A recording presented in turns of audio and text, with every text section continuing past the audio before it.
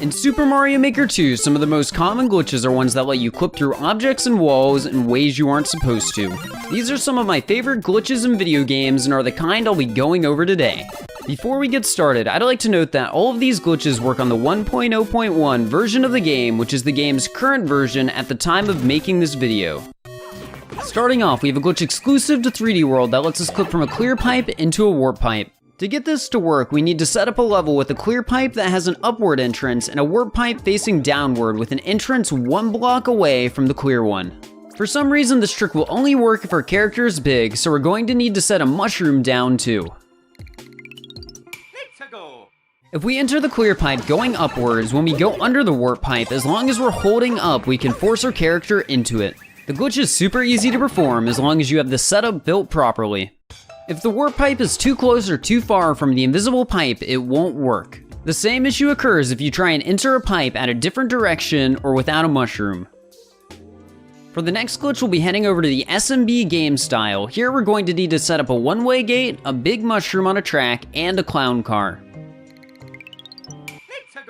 Essentially, we need to create a setup that can allow us to place Mario inside of a 2-block high space in a clown car, and then let the big mushroom hit Mario while he is in this area. From there, we can hop out of the clown car to clip through the wall. Because the mushroom only has to hit Mario after he's in the space, you don't need to use a track to give him the mushroom. Simply leaving some space to the side for it should work.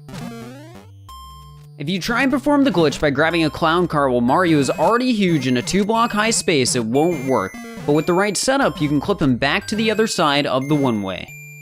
The next glitch we're going over we'll call the Vertical Downward Auto-Scroller Subworld Water Level Clip? I think that sounds good. Okay, so basically load into any game style, create a vertical subworld that scrolls down, and then build a breakable scroll stop. Once that scroll stop breaks, you can literally clip downwards through the ground about anywhere. You can clip through about any object, and it can also be done in a clown car or on Yoshi. Oh, and did I forget to mention that this works on every single game style too? Well, it does, and it's honestly pretty easy to set up, so give it a try. The next clip we'll be covering works on all the core game styles except the original SMB style, as we can't pick up Shelmets in that game type. Just create a setup like this using a one-way, a Semisolid, a 9-wide Seesaw, a Shelmet for Mario to pick up, and an on-off block that's pulsing from off to on. Once the setup's done, we need to start the level, put on the Shelmet, and head over to the Seesaw. Getting our friend Marty in the right position can be kind of tricky, but what I found to help is lining Mario's sprite, not the Shelmet's, right at the edge of the on-off switch.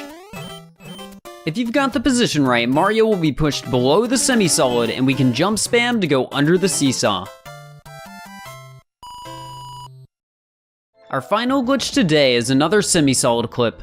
Here we're going to set up a 5-block wide Seesaw and an object weighing it down like before. Next, place a Semisolid above it with a few blocks positioned at its edges. Roughly, your final setup should look something like this. Once that's done, ground pounding right next to the wall should be enough for your character to clip down through the Semisolid and continue with the level. This setup should work with any object that can weigh down the Seesaw and on either side of it.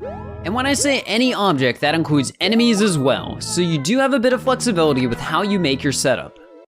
Originally, I expected this glitch to only work in the NSMBU style because it requires a ground pound, but then I remembered we can ground pound in other styles by using a dry bone shell. After some testing, it looks like this setup works on every single core game style as long as you include one. And that's all I have for you guys today, so if you have any questions about the glitches, feel free to ask down below and I'll try my best to answer. Before we go, I'd like to give a huge shout out to a few individuals who have been a huge inspiration for me to start making Mario Maker glitch content. Their names are Silicat, Ice, and Smashy. They all produce lovely glitch videos of their own, and their content has been a huge inspiration for me and taught me quite a bit of what I know, so I've linked all their channels down below. As always, thanks again for watching. If you enjoyed, feel free to like and subscribe. I will see you guys next time.